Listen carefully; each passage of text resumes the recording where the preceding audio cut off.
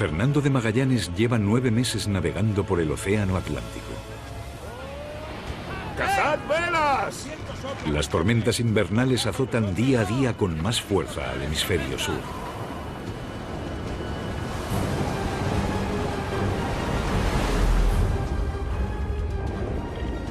El plan de Magallanes es descabellado e imposible, pero la riqueza y el poder le saludan. Serán la recompensa a tanto miedo sufrido. Se propone encontrar un paso marítimo que permita alcanzar Asia por el oeste.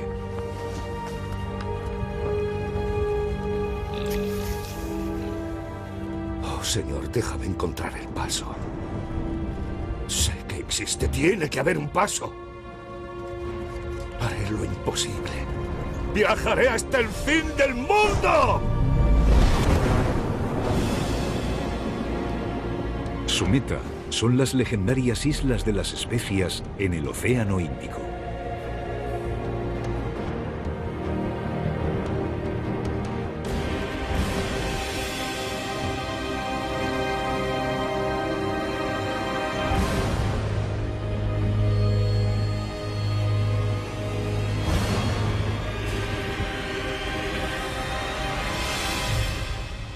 Las potencias navales, España y Portugal, se repartían el mundo a principios del siglo XVI.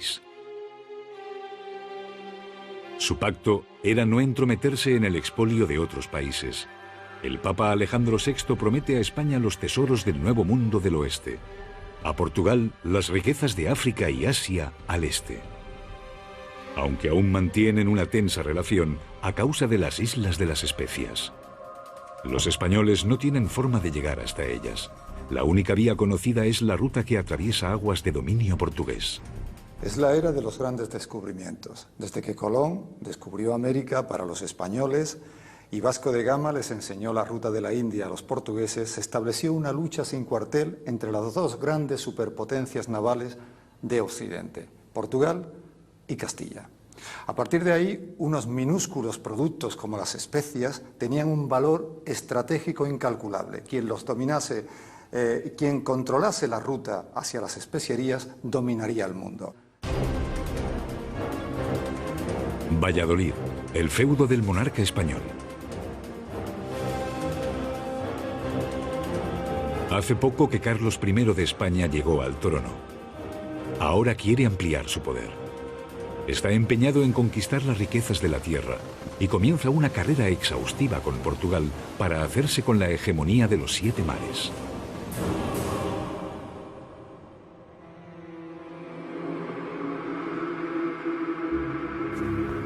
El obispo Fonseca, consejero de Carlos I, estaba al corriente de todos los asuntos delicados de España. Majestad, por lo menos debemos escucharlo. ¿Escuchar a un capitán portugués? ¿Puede sernos útil en algo? Los portugueses no muestran interés por lo que dice. ¿No? ¿Puede interesarnos a nosotros? Sí, plantea una cuestión descomunal. Afirma que ha descubierto que algo podría hacer peligrar el monopolio comercial portugués en Asia. Sí, eso es verdad. Los portugueses lo perseguirán por traidor. Vamos a ver qué tiene que decirnos. Fernando de Magallanes.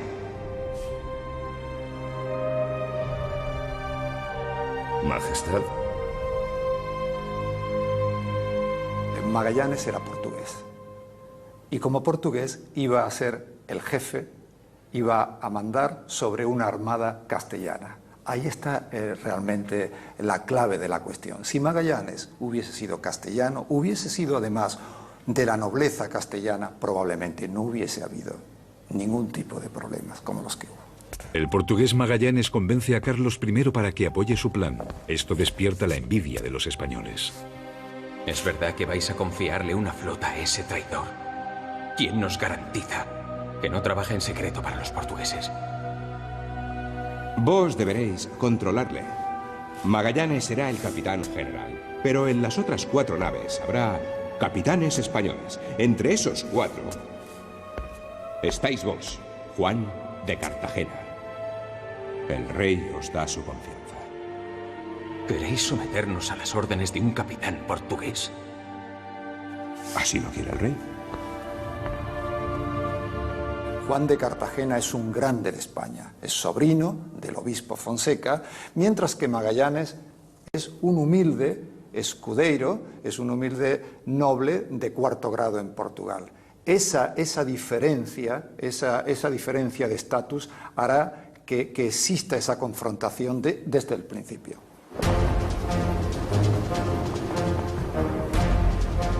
A principios del siglo XVI, la ciudad de Sevilla es el puerto español más importante. De allí parten los conquistadores navegando hacia el Nuevo Mundo. El puerto del Arenal de Sevilla, justo situado debajo de la Torre del Oro, se convirtió durante 2 siglos en el centro del mundo. Desde aquí partían y llegaban 2 veces al año las flotas de la Carrera de Indias, probablemente el mayor monopolio de toda la historia.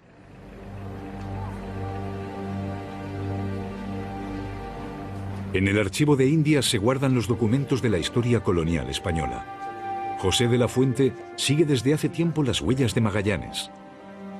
Antonio de Mora, comisario de la exposición, siente un gran interés por lo que supuso la parte económica de la expedición. Los documentos de 500 años de antigüedad son un tesoro único. Todo eso está detallado en estos legajos y en general en la documentación. Estamos hablando de prácticamente 8,5 millones de maravedíes de la época, que hoy sería una fortuna incalculable, que posiblemente quizá alguna superpotencia en el mundo se podría permitir, pero al cambio en moneda actual sería como un viaje al espacio. Esa lucubración, pero desde luego se ve claramente que hay un riesgo muy importante, que hay muchos intereses en juego, una rivalidad política con Portugal que trasciende tras todo ese control y toda esa documentación. La financiación tiene que salvar muchos obstáculos, pero finalmente el dinero está encima de la mesa. Magallanes tiene que planear 2 años de navegación.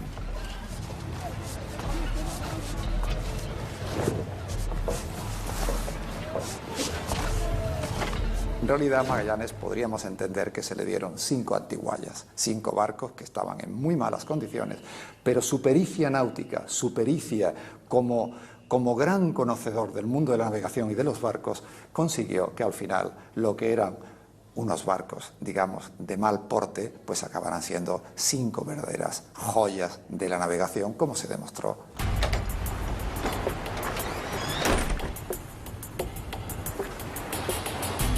Magallanes precisa casi 1 año y medio para poner a flote estos barcos.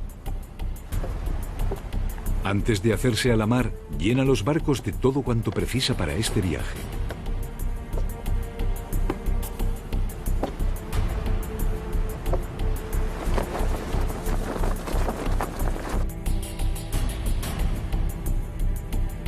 Los barcos eran sumamente incómodos, las situaciones de higiene eran desastrosas. De hecho, en el viaje de Magallanes, de 265 tripulantes que partieron de España, regresaron vivos solamente 18. Es decir, la tasa de mortalidad como consecuencia de las enfermedades y las condiciones de vida a bordo eran tremendamente altas. De modo tal que en el barco no había ningún tipo de comodidad para que se acomoden los tripulantes. Solamente el capitán gozaba de algún tipo de confort.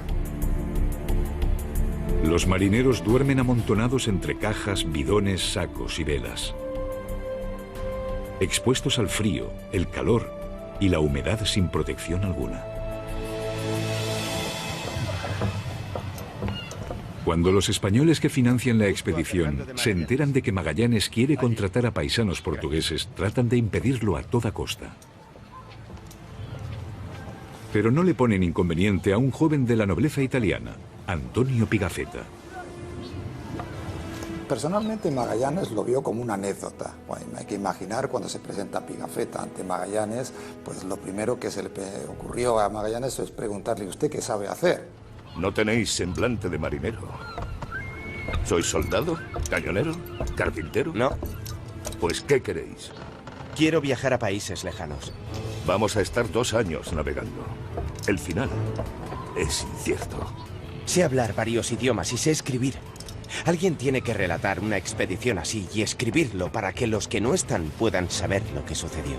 Cuando Pigafetta le dijo lo que sabía hacer realmente, que era una especie de aventurero, lo que diríamos hoy día un niño de familia bien en busca de aventuras y de sensaciones fuertes, le entraría ganas de mandarlo al viento, ¿no? Pero venía muy bien recomendado. Y como Magallanes no era tonto, pues entendió que tras esta recomendación él no tenía más remedio que aceptarlo. Antonio Pigafetta recopiló el informe de esta expedición, un documento único de esa época.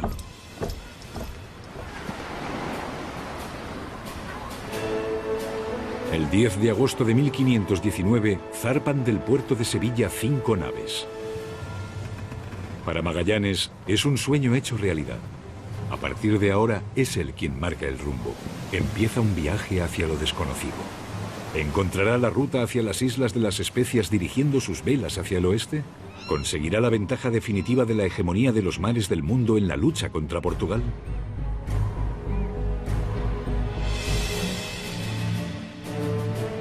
En las primeras millas, Magallanes ya pone de manifiesto su liderazgo ante el resto de capitanes españoles. Su barco siempre va por delante. Resulta muy curioso. Magallanes comienza la relación con el resto de la marinería de una forma, digamos, aséptica. Él tiene adversarios prácticamente en el mando, en el resto de capitanes, que son todos castellanos, los veedores, el contador, el tesorero. Pero la marinería, la que es portuguesa, le admira, lo adora, es uno de los suyos, y los que son castellanos lo tienen como una persona más bien adversaria por el hecho de ser de otra nación.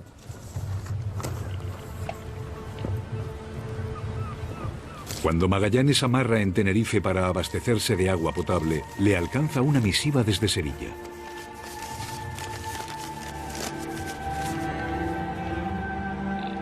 Y es así como he recibido noticia de que existe un plan secreto que han tramado los capitanes españoles.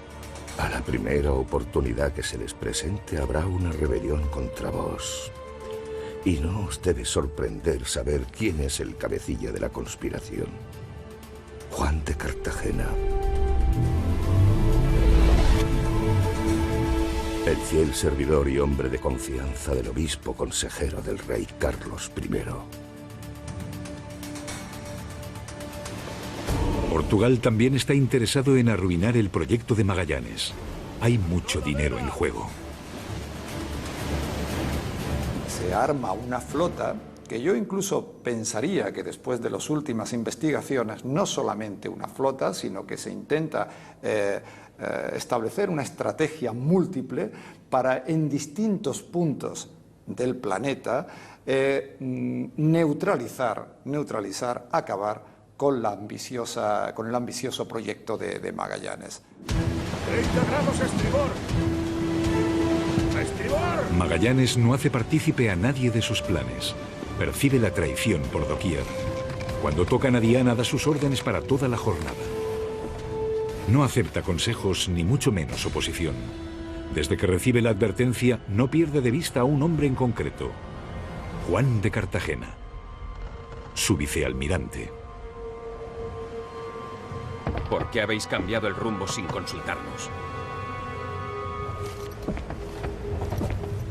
No acepto que nadie me exija explicaciones, ni siquiera vos. No soy un simple grumete. Entonces no os comportéis como tal. Hace 2 semanas que navegamos sin rumbo fijo.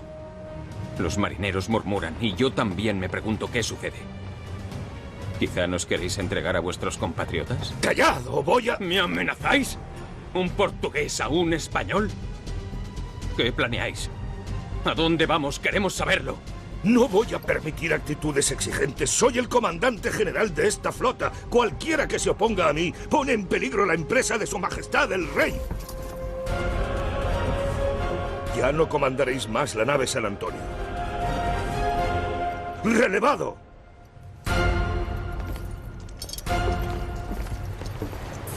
Magallanes es una persona, eso sí, muy contundente. Yo diría, lo define muy bien Bartolomé de las Casas, es una persona agria y desagradable, pero de un porte muy honrado, capaz de llevar a hacer las cosas que se propone.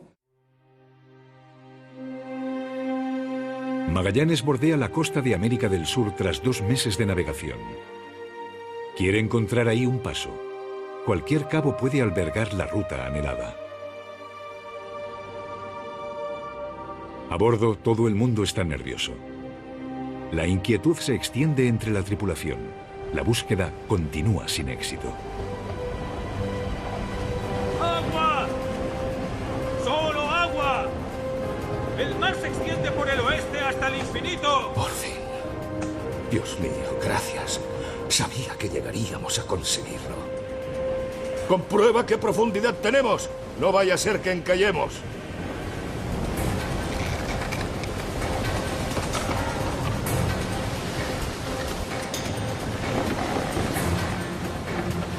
Dividiremos la flota. Bordearemos la costa cabo a cabo buscando el pasaje. Inspeccionaremos cada cala, todas, por pequeñas que sean. No vamos a perder la oportunidad de encontrar el estrecho.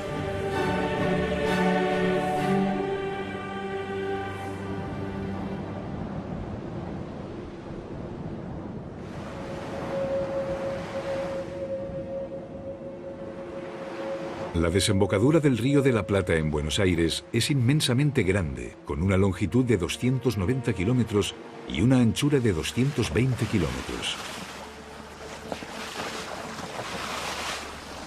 Magallanes empieza a confiar. Durante 15 días inspecciona cabo a cabo buscando una conexión entre el Océano Atlántico y el Pacífico.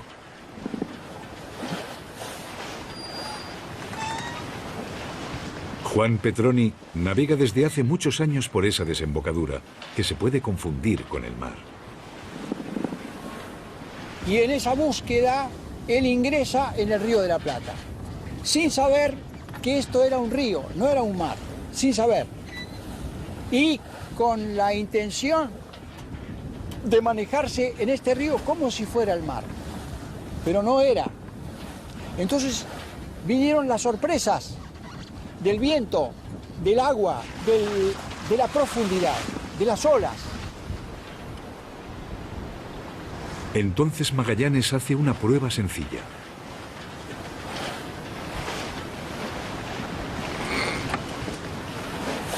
Entonces, ¿qué es esto? Esto no es el mar, ¿qué es? ¿Dónde estoy? Entonces prueba el agua, es agua dulce. Entonces tiene que cambiar los planes.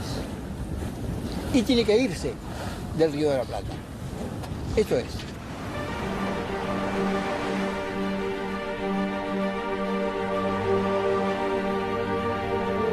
Magallanes no puede creer que una vez más no haya conseguido el paso, la ruta que le lleve del Atlántico al Pacífico. ¿Se habría equivocado en todos sus cálculos? ¿Se habría dejado confundir por su propio sueño? A pesar de que hace más de medio año que partió de Sevilla, parecía no haberse acercado ni una sola milla a su meta. Magallanes, precisamente por esa personalidad tan especial, tan peculiar que poseía, en ningún caso iba a desistir de su proyecto. Su proyecto era a muerte o a triunfo. O sea, no había vuelta atrás. Eso es una cosa que hay que tener muy claro cuando se estudia la historia de este viaje y la historia de Magallanes. A todo o a nada.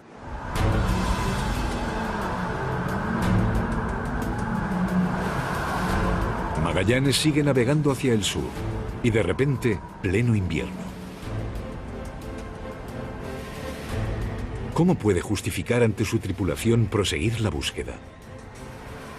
¿Tendría que haber llegado a la conclusión de que sus mapas no eran correctos? ¿Dónde está ese paso a la tierra prometida del que tanto nos hablan? ¿No íbamos a llegar al paraíso terrenal? ¿Al sol del sur? ¿Y dónde estamos? En un maldito desierto de hielo. El viento sopla en contra. Respiramos aire congelado. Y si tocamos la escarcha, se nos congelan los dedos. Tenemos hambre. ¿Por qué nos quejáis a Magallanes? ¿Para que nos eche a los peces? Vos ya sabéis lo que sucede cuando se le lleva a la contraria.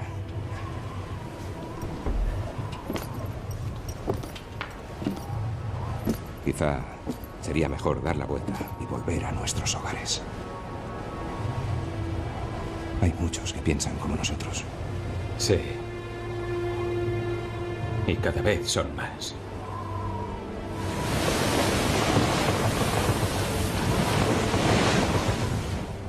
No fui yo. Fue el rey quien designó el rumbo de este viaje. Vamos a navegar el tiempo que sea necesario para encontrar ese paso.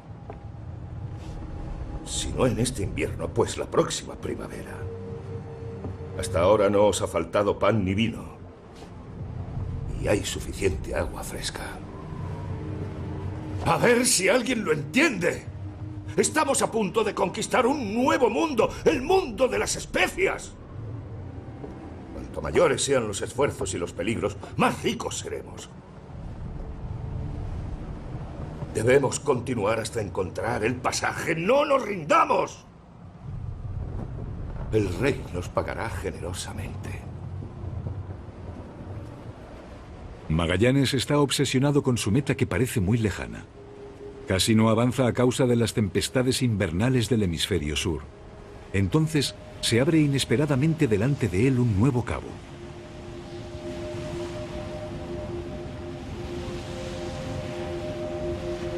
El cabo se convierte en la salvación en el último momento. En San Julián hay agua potable y peces fáciles de pescar.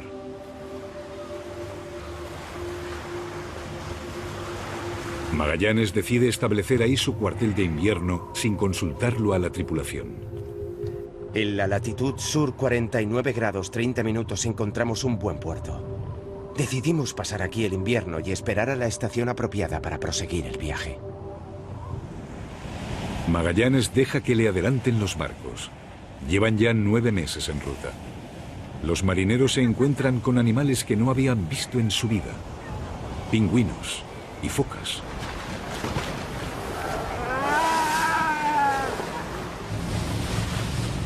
La mar embravecida, los vientos helados, el hambre persistente, los hombres desfallecen lentamente. Y por si faltase algo, el temor de salirse de la circunferencia de la Tierra para caerse por la insalvable nada. Para muchos, la Tierra seguía siendo un disco. ¿Serían los delfines con sus formas peculiares mensajeros de esa nada a la que se dirigían? La expedición de Magallanes es la primera expedición que llega a estas costas. Nunca un barco jamás había navegado por estas aguas. En aquellos tiempos la mitología que había respecto de los monstruos marinos, del peligro de los océanos, era una cosa que estaba absolutamente presente, especialmente los marineros que no tenían muy alto nivel educativo, entonces le tenían muchísimo temor al mar. Y además en el caso de Magallanes se complica la situación porque el aprovisionamiento de víveres se estaba haciendo cada vez más, se iba reduciendo cada vez más, de modo tal que en su estadía en la bahía de San Julián tienen que empezar a racionar los alimentos, con lo cual este clima adverso que había dentro de los tripulantes de la expedición de Magallanes se va poniendo cada vez peor y peor y peor.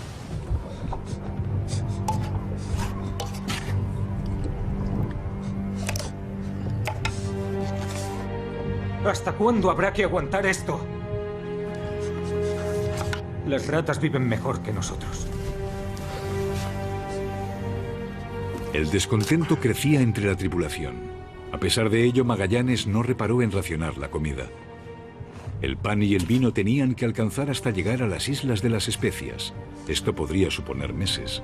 Magallanes tenía que ahorrar víveres.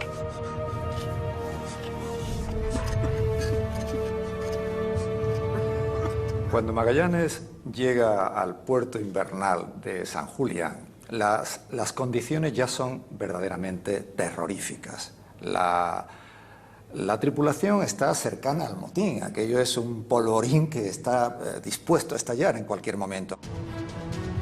El hambre y el temor de no volver a ver la patria hacen que vaya escalando el conflicto. Pronto empiezan a surgir enfrentamientos entre los portugueses fieles a Magallanes y los marineros españoles. Todos a una. Coged armas. Vamos. Daos prisa. Esto vale como arma.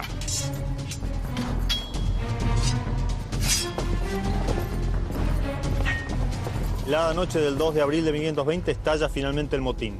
3 de los barcos se ponen en contra de Magallanes. Magallanes solamente queda bajo el manejo de 2 barcos. Tanto la autoridad de Magallanes como su misión están a punto de derrumbarse. Él sigue manteniendo su compostura. Ante el motín manda negociadores fingiendo que quieren llegar a un acuerdo. Los amotinados se confían y mientras están negociando, los fieles a Magallanes escalan los barcos apoderándose finalmente de ellos. Los amotinados tienen que entregar las armas.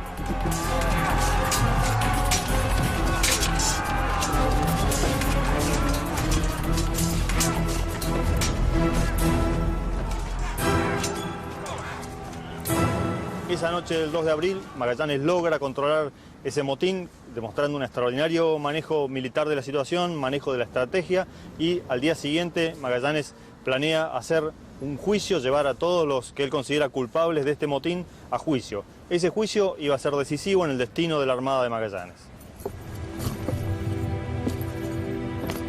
Magallanes es, según la legislación marítima, juez supremo, que juzga y condena. ¿Habéis olvidado el servicio de quién estáis? Al servicio de su majestad.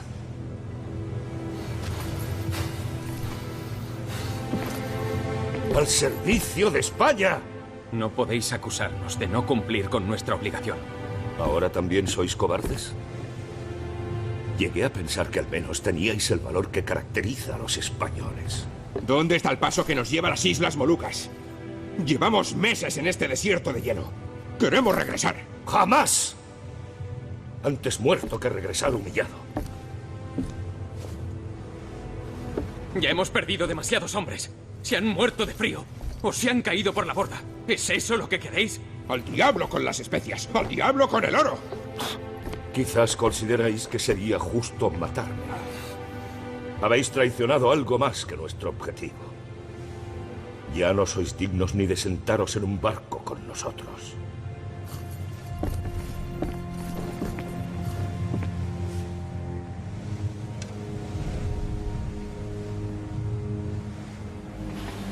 De acuerdo con el derecho marítimo y de guerra, dicto la siguiente condena. Juan de Cartagena. Seréis privado de todos los cargos de los que disfrutabais y seréis expulsado de a bordo. Gaspar de Quesada, capitán de la Armada Real. Sois condenado por motín e intento de asesinato. Por ello, la pena justa que merecéis es la muerte. ¡Acabará con todos vosotros!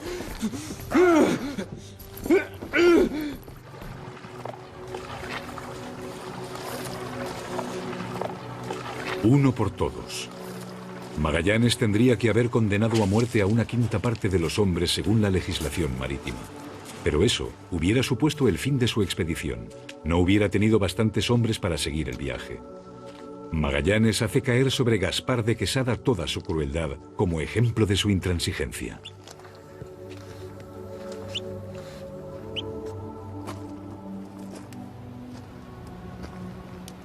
Cartagena tenía relaciones con el poder, con el rey de España, el obispo era su primo, una persona sumamente importante. Magallanes no se atreve a ejecutarlo. Lo que hace es desterrarlo, es decir, condenarlo a quedarse en tierra mientras los barcos, los 5 barcos de Magallanes emprenden nuevamente el viaje hacia el sur.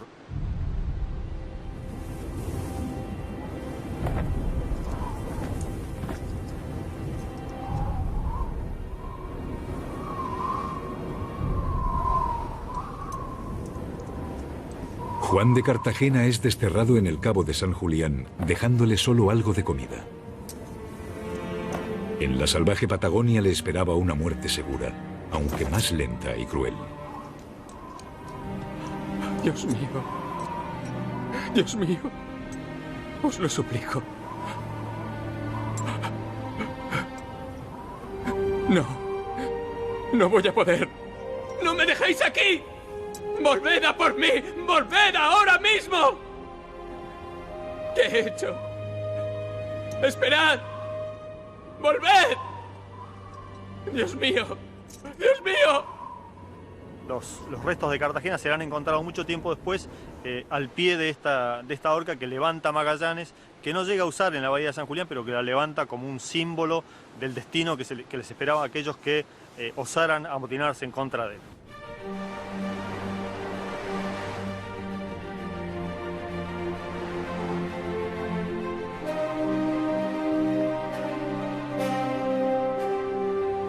A finales de agosto de 1520, casi 5 meses después de la parada, la flota abandona el Cabo de San Julián.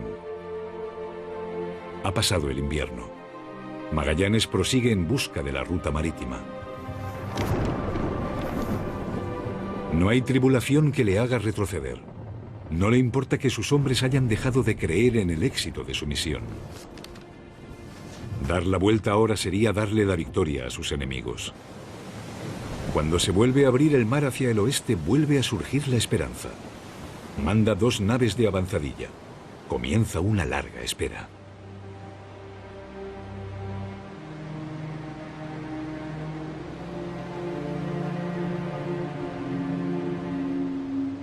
Se levanta una tormenta que empuja a los 2 barcos hacia el oeste, de cabo en cabo.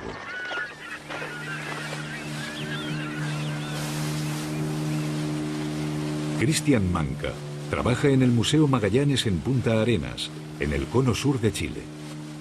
Conoce muy bien la historia del navegante portugués. Los 2 barcos que descubrieron el estrecho comenzaron a avanzar por la pequeña apertura que en español llamamos Primera Angostura. Y sintieron la necesidad de volver atrás y contar a Magallanes que habían encontrado algo estrecho. Así que retrocedieron. Pensamos que las naves de la avanzadilla habían sucumbido a la tormenta. Pero no. Volvieron con las velas desplegadas y las banderas al viento, disparando salvas.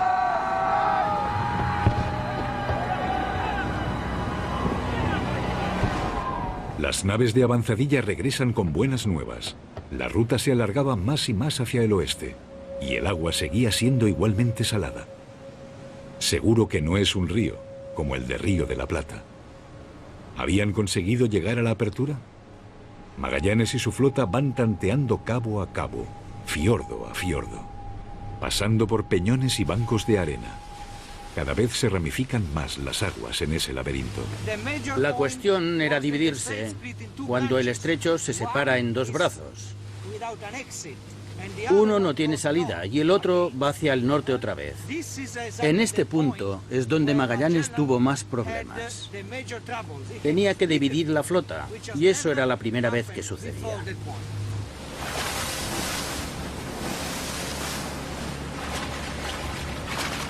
En aquella época no existían cartas de navegación de esa zona. Los bancos de arena y los arrecifes subacuáticos son una constante amenaza. El laberinto no parece tener salida.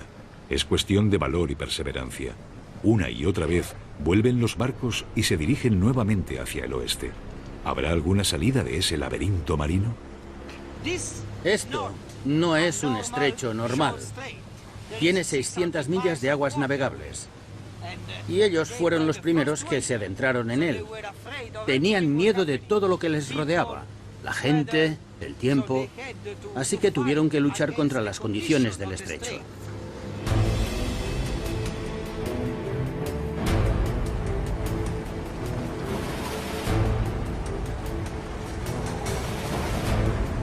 Cuanto más se sumergen en ese lío de vías acuáticas, más extraño y amenazante les parece lo que ven. Da miedo. Mira cómo baja el fuego. Un fuego enorme azota la costa. No se ven seres humanos. Magallanes bautiza esta región inhóspita y la llama Tierra del Fuego. ¿Qué clase de lugar es este? Azotado por los vientos. Tierra sin vida, ni animales ni hombres quieren vivir aquí. ¿Estoy en este mundo o ya en la antesala del otro? ¿A dónde me llevará este viaje? Regresaré a mi tierra. Volveré a ver a mi esposa y a mi hijo. A mi llegada me recibirán con honores. Tendré una fortuna. ¿Cuándo? ¿Cuándo sucederá eso?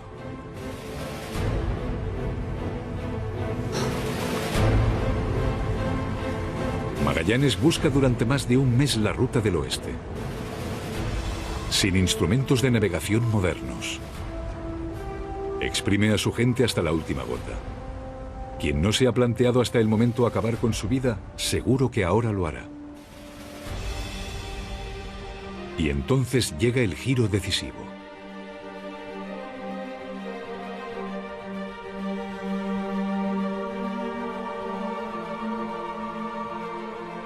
La ruta larga y angosta que parecía interminable comienza a ensancharse. En el horizonte se dibuja un mar del sur desconocido. Hasta la fecha esta ruta es conocida como el Estrecho de Magallanes. Fernando de Magallanes creía indudablemente en ella. Demostró que existe una ruta de comercio entre el Atlántico y el inmenso Mar del Oeste, por la cual se llega navegando hasta las riquezas de Asia. Santa María, Madre de Dios, ruega por nosotros pecadores ahora y en la hora de nuestra muerte. Amén.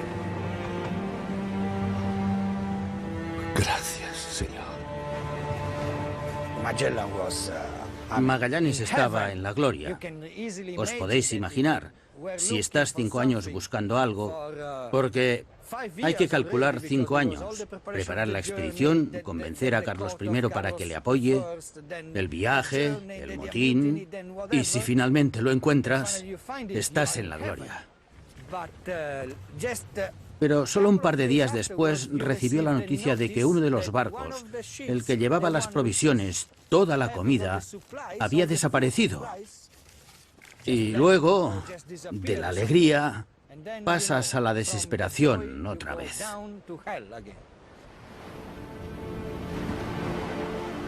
El barco que lleva las provisiones de la tripulación ha desertado y ha vuelto a España. Aún así, Magallanes no se rinde. Las Islas de las Especias no deben de estar muy lejos. Aún no sabe que tiene ante sus ojos el mar más grande del mundo. Magallanes llama a su descubrimiento Pacífico, mar de paz. Los aires son templados y las olas suaves.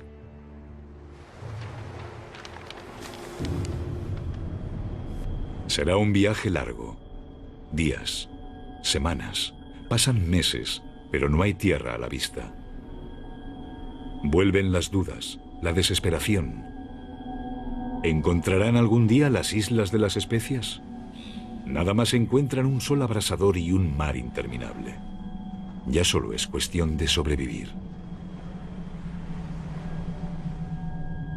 Cual cementerio flotante en este desierto de agua vagan los barcos. Todas las provisiones se han acabado. El agua se ha podrido. Se les caen los dientes. Se les pudren los miembros del cuerpo. El escorbuto, una falta de vitamina, el látigo de los marineros se los va llevando uno tras otro.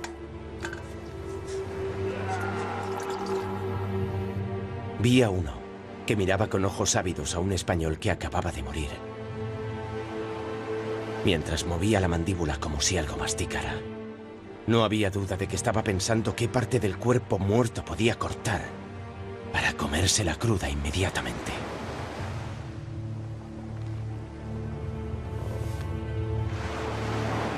Canibalismo. Magallanes le da inmediatamente los muertos al mar. 1 de cada 10 muere en esta etapa del viaje. 19 hombres encuentran allí su tumba.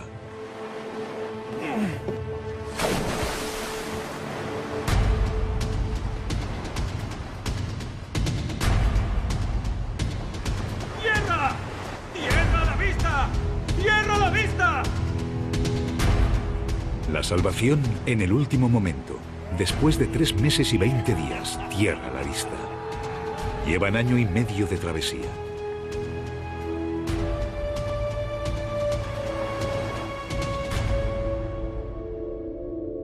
En las primeras islas se reponen a bordo provisiones frescas y agua potable. El viaje continúa. Magallanes descubre las Filipinas. Así se llamará más adelante este archipiélago.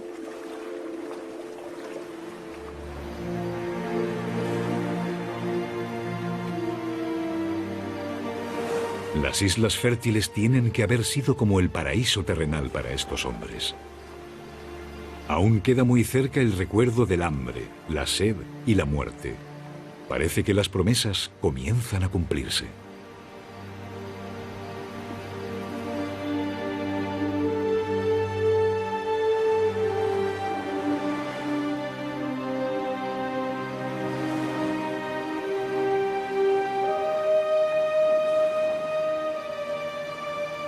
Magallanes lleva a bordo a su sirviente, Enrique. Es de Sumatra, lugar no muy distante de las Islas de las Especias. Este le servirá de intérprete. Magallanes no puede imaginarse que ha llegado su hora en las Filipinas. Cuando se acerca a los habitantes de la isla, sucede algo inesperado.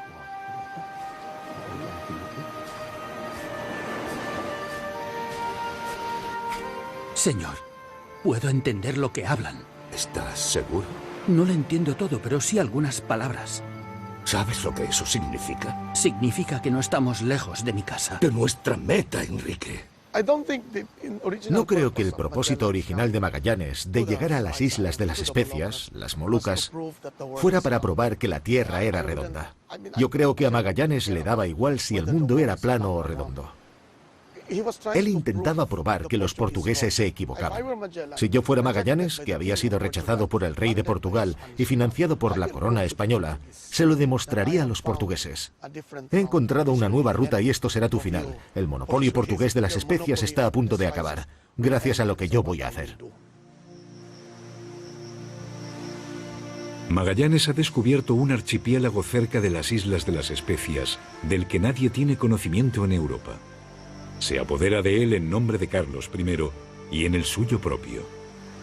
Según el contrato, le pertenece una parte de las ganancias que lleguen a España de esta colonia. La llegada de Magallanes probablemente no fue vista por los nativos como una invasión o colonización. Tal vez pensaron que estaban aquí para comerciar. Magallanes establece con los indígenas las primeras relaciones comerciales, de las que él luego se aprovechará. Quiere fortalecer aquí su influencia. Quizás sueña incluso con edificar su propio reino en el sudoeste del Pacífico.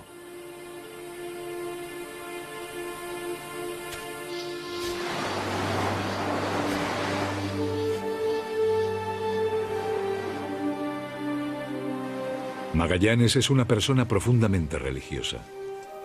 El domingo de Pascua del año 1521 celebra en la playa de Limassagua la Santa Misa. No sabemos si invitó a los indígenas a participar de ella. La conquista del mundo por parte de los reyes de Portugal y de España fue entendida como un encargo divino. Las misiones tenían que servir para inculcar a los indígenas que el poder era otorgado de forma divina, por lo que había que rendir obediencia a los soberanos elegidos por Dios. Se lucharía en contra de quien no se convirtiera a la fe verdadera.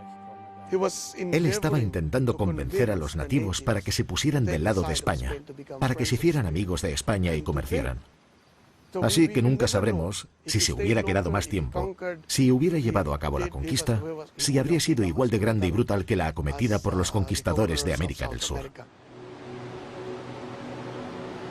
Magallanes navega de isla en isla. Quiere anexionar tantas como le sea posible. Eso le aportará riqueza y poder, tanto para el soberano español como para sí mismo. Los nativos lo acompañan. Las aguas peligrosas no se pueden pasar sin ayuda. Desde Limassagua, la flota toma rumbo hacia Cebú, un importante puerto comercial.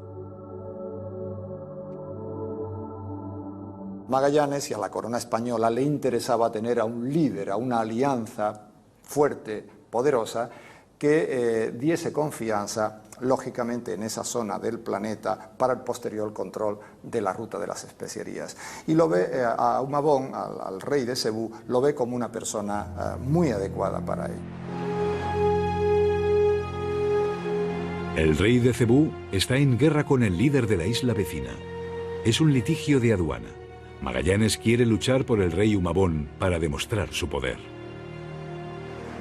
Magallanes, llevado por primera vez de una prepotencia que no era habitual en su comportamiento, dijo, no me hace falta. Con 50 guerreros de los nuestros podremos, por muchos miles de indígenas que me pongan delante.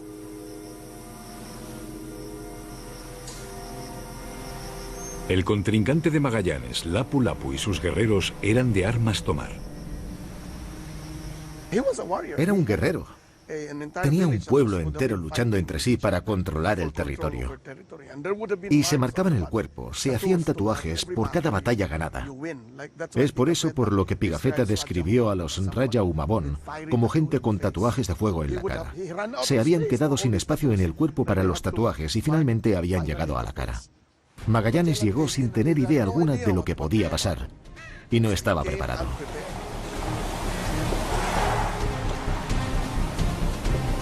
...27 de abril de 1521... Magallanes se dirige a la isla de Mactán, isla vecina de Cebú, para enfrentarse en guerra contra Lapu-Lapu. ¡Podemos con ellos, aunque nos superen en número! ¡Hemos superado dificultades mayores que un puñado de guerreros! ¡Vamos a demostrarles lo que significa entrometerse en nuestro camino! Estaba entrando en un territorio donde todos luchaban contra todos o se aliaban. Eran pueblos muy acostumbrados a la batalla.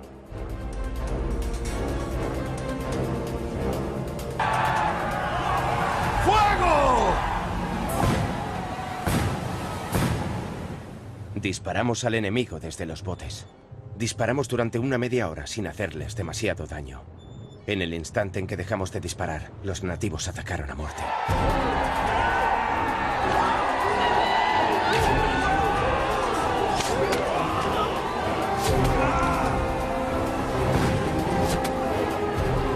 Todos ellos eran blancos fáciles. Los 50 o 51 que iban fueron blancos fáciles para las flechas y las lanzas de bambú. Seguro que fue una bonita batalla, digna de ver.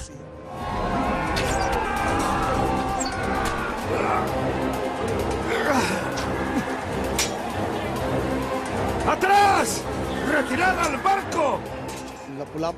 Y los Lapu-Lapu van ganando. Es como la guerra de Vietnam. Los americanos fueron a Vietnam y quedaron atrapados en el lodo y el barro porque no tuvieron en cuenta que no conocían el terreno. Esto es lo que le pasó a Magallanes.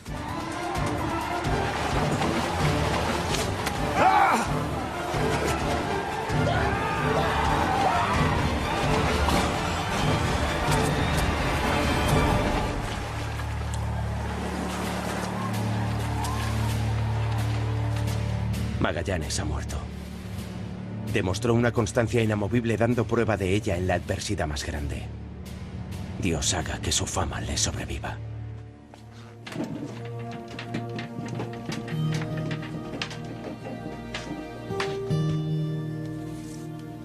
En el archivo de protocolos de Sevilla, donde se guardan los testimonios de la historia de la ciudad, también han sobrevivido al tiempo documentos firmados de la mano de Magallanes.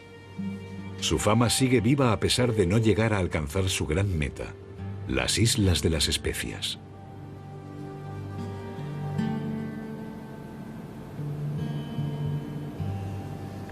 Yo pienso que Magallanes hasta hoy no ha recibido la consideración de Cristóbal Colón o de Francis Drake, a pesar de que sus hazañas son comparables a las de estos grandes marinos, cuando no superiores.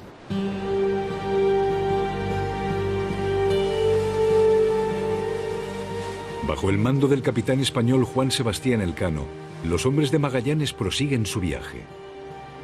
Con 2 de los 5 barcos y tras una larga odisea, alcanzan su meta, las Islas de las Especias.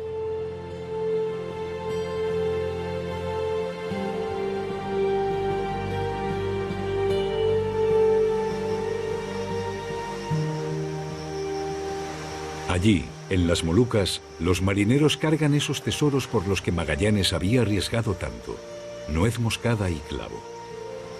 En la lejana Europa valen su peso en oro.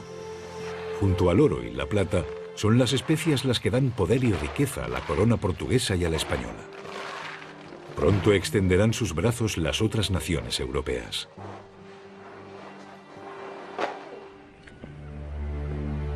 De los 5 barcos de Magallanes, tan solo uno se dirige de vuelta a España.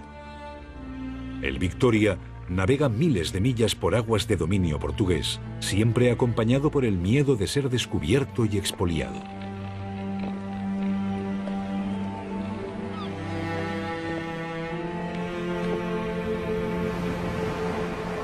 En septiembre de 1522 vuelven, después de casi 3 años, 18 de los 265 marineros que Magallanes contrató.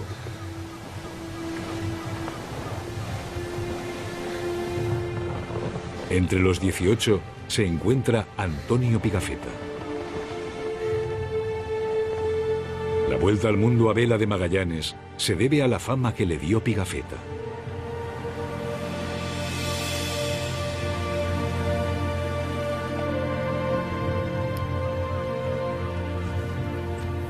No le entregué a su majestad ni oro ni plata.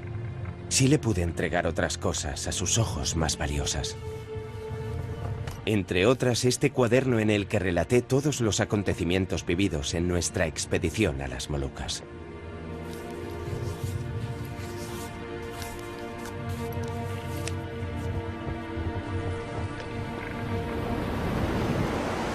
Los retornados reciben una bienvenida oficial.